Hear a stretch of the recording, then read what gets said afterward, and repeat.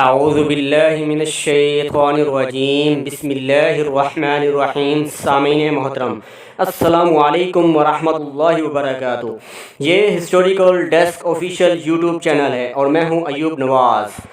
آج میں آپ حضرات کے لیے محمد بن قاسم کی داستان کا تیسرا حصہ لے کر آیا ہوں اور امید کرتا ہوں کہ آپ کو دو حصوں کی طرح تیسرا حصہ بھی بہت زیادہ پسند آئے گا۔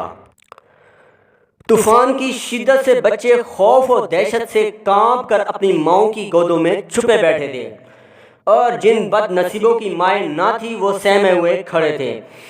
اس قافلے کے ساتھ بہت سے ایسے بچے بھی تھے جن کے والدین انتقال کر چکے تھے اور وہ ان مسلمانوں کو اپنے ماں باپ سمجھتے تھے۔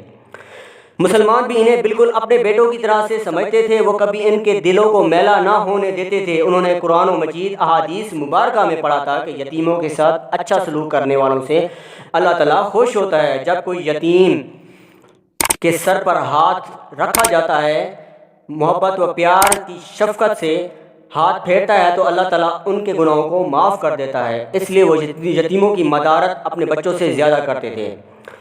چنانچہ اب بھی عورتوں اور مردوں نے سہمے ہوئے بچوں کو اپنے سینوں سے لگا لیا تھا۔ آج ہم مسلمان یتیم بچوں کو دیکھتے ہیں تو ان سے اس طرح بچ کر نکلنے کی کوشش کرتے ہیں جیسے وہ قابل نفرت مخلوق ہیں، نہیں جانتے کہ ہماری ان حرکتوں سے اللہ تعالیٰ ناخوش ہوتا ہے اور مفت میں ہمارے نامہ اعمال سیاہ ہو جاتے ہیں۔ مسلمانوں، اللہ تعالیٰ سے ڈرنا چاہیے۔ ممکن ہے کہ کل ہمارے بچے بھی خدا نخواستہ یتیم ہو جائیں۔ آج جیسا سلوک ہم دوسرے یتیم بچوں کے ساتھ کرتے ہیں، اگر کل ایسا ہی سلوک دوسرے ہمارے بچوں سے کریں تو کیا ہماری روح کو صدمہ نہ ہوگا؟ طوفان کے زور و شور میں بھی جہاز برابر چل رہے تھے۔ چونکہ وہ کوہ شکن موجوں کا مقابلہ کرتے ہوئے بڑھ رہے تھے، اس لیے ان کی رفتار بہت کم تھی۔ رفتہ رفتہ رات زیادہ ڈوبتی چلی گئی، مگر جوں جوں رات زیادہ ہوتی جا رہی تھی ویسے ہی طوفان کا زور بھی بڑھتا جا رہا تھا۔ بادل کی گرج اور بجلی کی چمک، ہوا کا زور اور بارش کا شور دل دہلا رہا تھا۔ ناخدا کی یہ تدبیر کار ہو گئی کہ اس نے تمام جہازوں کو ایک دوسرے سے جکڑ دیا تھا۔ اس طرح سے تمام جہاز اس وقت تک بچے ہوئے تھے۔ اگر الگ الگ ہوتے شاید ان میں سے ایک بھی نہ بچتا، سب کے سب ہچکولے کھا کر ڈوب جاتے۔ اللہ اللہ کر کے آدھی رات کے بعد طوفان کا زور کم ہوا، ہوا رک گئی اور بادل چھٹ گئے، بجلی کی کڑک اور چمک بند ہو گئی۔ تھوڑی دیر میں مطلع صاف ہو گیا، چاند نظر آ گیا، پھر چاندنی نے سمندر اور جہازوں پر سفید چادر بچھا دی۔ اب لوگوں کو اطمینان نصیب ہوا، وہ نہایت اطمینان سے پڑھ کر سو گئے۔ صبح جب بیدار ہوئے تو جہاز خشکی کے برابر چل رہے تھے۔ کچھ دور جا کر ناخداؤں نے جہازوں کے لنگر ڈلوا دیے اور یہ بحری بیڑا رک کر کھڑا ہو گیا۔ مسلمان نہیں جانتے تھے کہ اس وقت جہاز کس ساحل پر آ گئے ہیں۔ ان میں سے کئی لوگوں نے ناخداؤں سے دریافت کیا کہ اس وقت ہم کہاں ہیں۔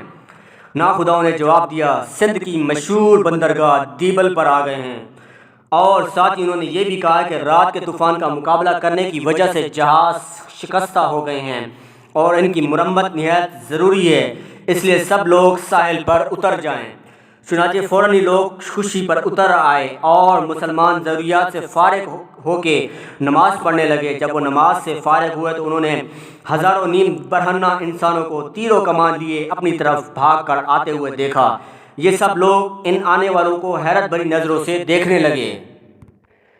جس وقت مسلمان جہازوں سے اترے تھے اس وقت انہیں یہ خیال تک نہ آیا کہ ساحل پر کس قوم سے مقابلہ ہوگا، اس لیے ان میں سے کوئی بھی ہتھیار ساتھ لے کر نہ آیا، سب کے سب نہتے تھے۔ جس وقت نیم برہنہ وحشی صورت انسان تیر و کمان لیے ان کی طرف جھپٹے نظر آئے تو وہ حیرت بھری نظروں سے ان کو دیکھتے رہ گئے۔ وہ خاموش بیٹھتے دیکھتے رہے، چونکہ نیم برہنہ وحشی زیادہ قریب آ گئے تھے، اس لیے اب اتنا موقع بھی نہ رہا تھا کہ مسلمان جہازوں پر جا کر ہتھیار لے آتے۔ لیکن ان کی شیطانی صورتیں دیکھتے ہی مسلمان سمجھ گئے تھے کہ ان کی نیت بخیر نہیں ہے اور گمان غالب ہے کہ وہ مسلمانوں کو نقصان پہنچا دیں گے۔ چنانچہ یہ لوگ گھسٹ کر جھاڑیوں کے پیچھے جا چھپے۔ نیم برہنہ وحشی دوڑ کر آئے اور مسلمانوں کے گرد چھا گئے۔ ان میں سے ایک شخص جو کسی قدر سن رسیدہ تھا کہا، تم عرب کے رہنے والے مسلمان معلوم ہوتے ہو۔ ایک ضعیف العمر مسلمان نے جواب دیا، تم نے ٹھیک پہچانا، ہم مسلمان ہیں، لیکن آپ کون ہیں؟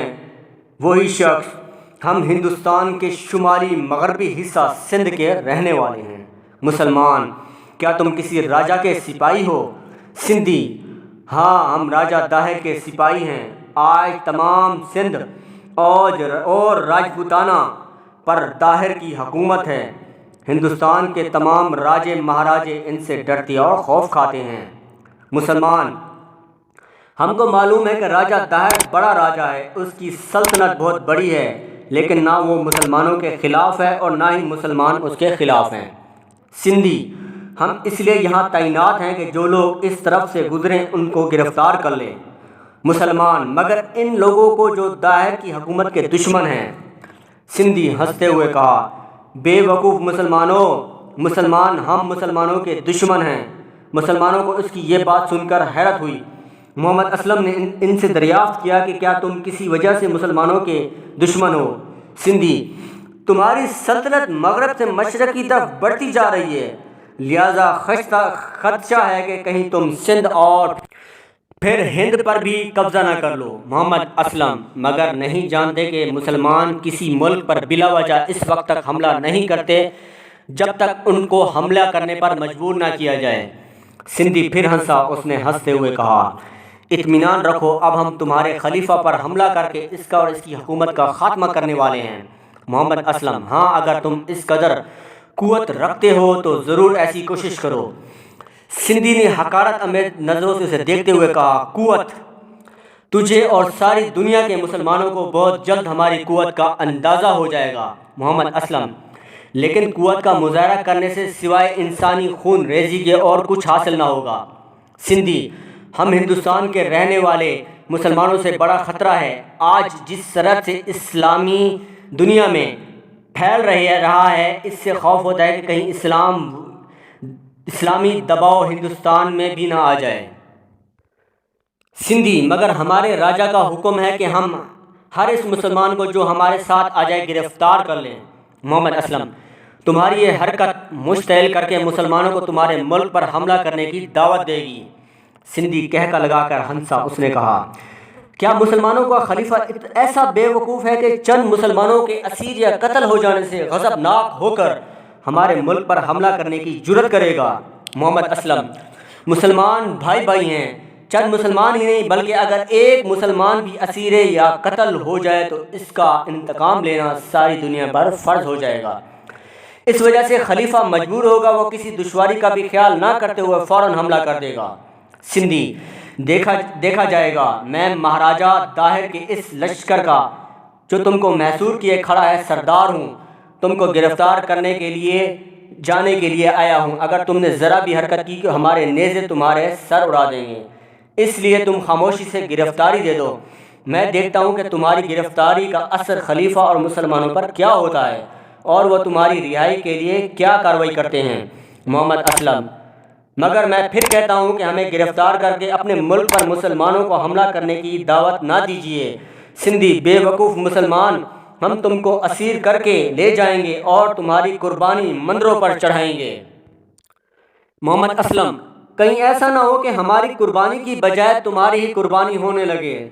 سندھی نے غضبناک ہوتے ہوئے کہا، یہ صرف خیال ہی ہے تمہارا، اچھا دیکھو تمہاری قربانی ہوتی ہے یا ہماری۔ اب وہ اپنے ساتھیوں سے خطاب کرتے ہوئے بولا، مہابیڑو، بڑے بہادروں، ان ملچ مسلمانوں کو اسیر کر لو۔ ابھی وہ ان کے پاس بھی نہ پہنچے تھے کہ آواز آئی، ٹھہرو۔ سب آواز کی طرف دیکھنے لگے۔ ایک طرف ایک ادھیڑ عمر کی عورت کھڑی تھی جس کے سر کے بال بے ترتیبی سے پشت و سینے پر پڑے ہوئے تھے، گال پچکے ہوئے تھے اور رخساروں کی ہڈیاں نما تھیں، دانت بدنما اور ہونٹوں سے باہر نکلے ہوئے تھے۔ اسے دیکھتے ہی تمام سندھی کسی قدر جھک گئے اور سندھی سردار نے کہا، آہا ماتا، والدہ جگنی۔ اس عورت کا نام جگنی تھا، یہ ایک مشہور شاعرہ تھی، سندھ کا بچہ اسے جانتا تھا۔ وہ ایک ایسی غار میں رہتی تھی جس کے چاروں طرف ہر وقت سانپ دوڑتے رہتے تھے۔ तमाम सिंधी इस औरत से डरते थे और इसका अदब करते थे।